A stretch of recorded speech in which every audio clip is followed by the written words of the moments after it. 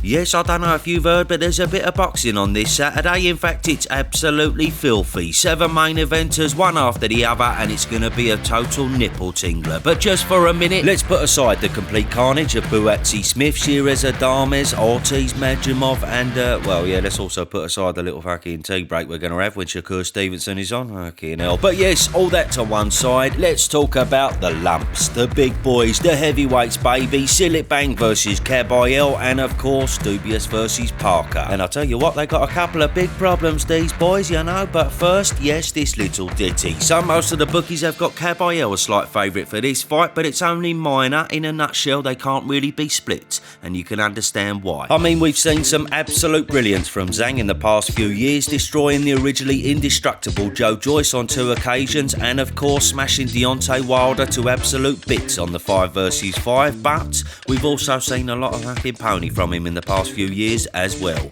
You know, like a slow plod and exhausting performance against Hrgovic. Apparently he was quite ill for this fight, so okay, fair enough, but either way he was completely shattered after 5 rounds. Also a bit surprising was taking his foot off the gas against Joe Parker. Having knocked him down twice, he'd done hardly anything from the 4th round onwards, and he let that win slip through his fingers. Not to mention a similar performance against Jerry Forrest back in 2021, 3 knockdowns in 3 rounds, then completely gassing, allowing Forrest to claw his way back to get a draw. I mean, since every man he's fought has touched the canvas, he probably is the most devastating puncher in the whole of boxing. It's got to be between him and Dubois right now, you'd imagine, but even so, clearly there's just something lacking that's made his record not as juicy as it probably should have been.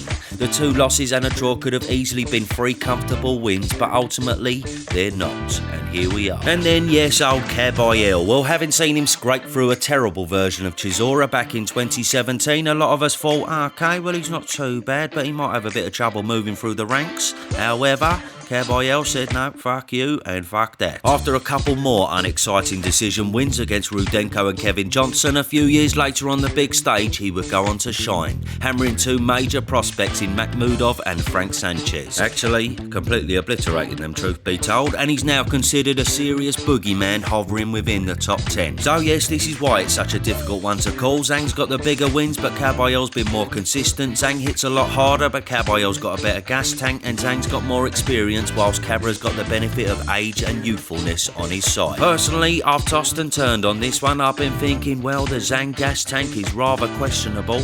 I mean, it's fucking useless at times, to be honest. So if anyone is able to deal with the big haymakers, then they're likely to outwork him over the course of 12 rounds, because he don't tend to throw much. And the work rate of Kabayel lately has been shown to be prominent enough to do that. But the problem is the Kabayel chin remains a mystery, since he's never had to deal with any massive punchers or anyone with lightning quick hands like Zhang. In fact, the only heavy hands he's been up against have been a dishevelled Chisora and probably Frank Sanchez, which ain't nowhere near the same. So for that reason, I'm kinda flip-flopping and leaning towards Bigger Bang. I think it's inevitable he's gonna catch Kabayel at some point and hurt him because he's just so bloody quick. And I feel like he may be able to capitalise on it the same way he did against Wilder. In fact, the Parker fight was a valuable lesson to this man. He admitted he was overconfident and he took his foot off the gas, so he vows not to make that mistake again. 这场比赛开始之前，然后可能说没有像打乔伊斯那种心态，打帕克呢，可能说打完乔伊斯之后，我的自信心爆棚，然后就是自信心的爆棚之后，然后可能有一点松懈。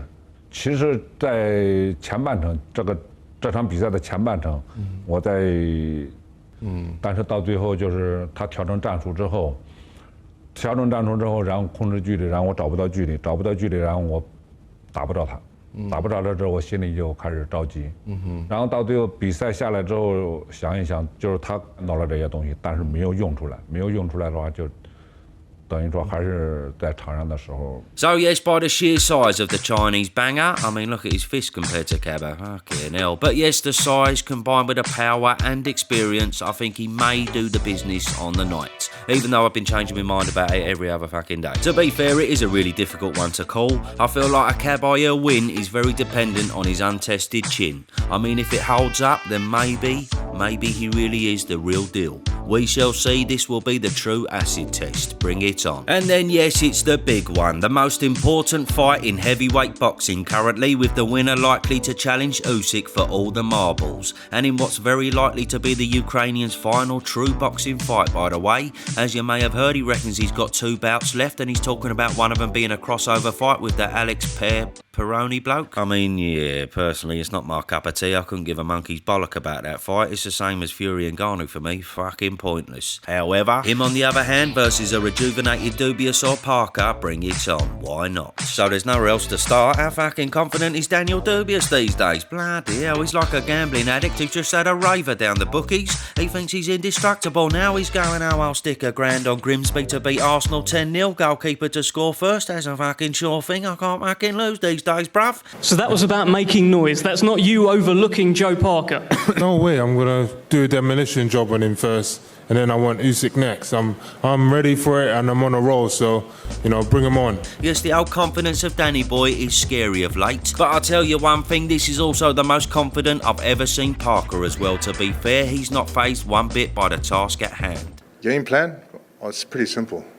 Go out there, bang, bang, bang, finish the fight. Yes, clearly a very self-assured man these days, but just quickly before we carry on, chaps, let me remind you all about Boxing Showtimes. This app offers it all from a detailed schedule to comprehensive information on each event, along with the tale of the tapes, fight times, ticket sources, up-to-date undercard lineups, and a boatload of technical overviews on each of your favourite fighters. Check out all the juicy details about the Beterbiev Diddle rematch and this blinding card, plus read all the hot news stories bubbling up in the boxing world. Ain't it fucking blinding, eh? So use my promo code below for access to all the ad-free premium features, everything a boxing fan could ever need. Smashing stuff. Now back to the vid. So let's dissect it. Well, comparison-wise, both men come off their career best win against a solid top 10 opponent. They can barely be separated in height and weight, and they've each got experience at the top end of the sport aplenty. Had it been a couple of years ago, you'd have likely said Parker's got the better chin by far, but after Danny Boy's walked through the finest bombs of Miller, Hrgovic and AJ,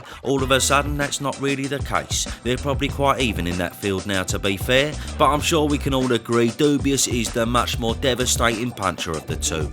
In fact, a devastating puncher with a lethal jab who fought AJ like a man completely possessed, pure destruction in mind and no regard for anything else. The way he's been talking lately, you just know he's coming in with the same energy. On Saturday night, he's bound to put Parker on the back foot early and try to steamroll him in exactly the same way. Looking through the Dubois archive, it's fair to say he don't really know any other way to fight. However, the thing is, Parker's trainer Andy Lee is very likely to be well prepared for this. Just like he created a game plan for Wilder and Zhang, he's bound to have another blinding strategy up his sleeve this time around also. He may even fight in a similar vein to the Wilder fight, staying out of range most of the time because, as we know, Danny Boy really can be so dangerous. Maybe it'll be a case of waiting for him to make a mistake. Luckily though for Parker, he's renowned for having a much better chin than AJ, much better powers of recovery for certain, and we know he's got some rapid speed, old Parker. He ain't too short in the power department as well, but it's that speed that can cause all sorts of problems, especially to someone like Daniel who can be prone to getting hit. So all in all, it's such a fucking terrific fight, isn't it? A cracking fight between two heavyweight brutes in the form of their lives. Although,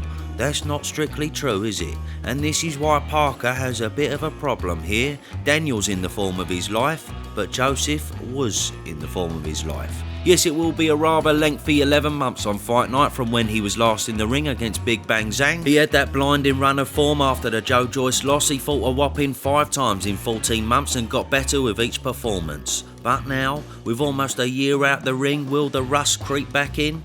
Okay, it's not a ridiculous amount of time, but it's not ideal when we know that Daniel will be fresh as a daisy, having fought less than 5 months ago. So it could potentially be a major disadvantage. It would have done him a favour getting a keep busy fight in between, but unfortunately he didn't, and here we are. But yes, on the flip side, one thing that worries me a little bit for Dubois on the other hand is the fact that he's never actually been 12 rounds before. I know, it's a fucking mad thing, isn't it? He done 10 against Gerald Miller, Joe Joyce and Kevin Johnson, as well as 9 against Usyk when he was absolutely shattered, but how does he fare in them championship rounds? Fuck knows, we got no data on it whatsoever. Whereas Parker, he's done the full Monty whopping 11 times. Again, this is very likely to be part of the Parker-Andy Lee game plan, take him to places that he's never been before, that and take him to places that his track record suggests he doesn't like. You said you can make Daniel quit, you believe?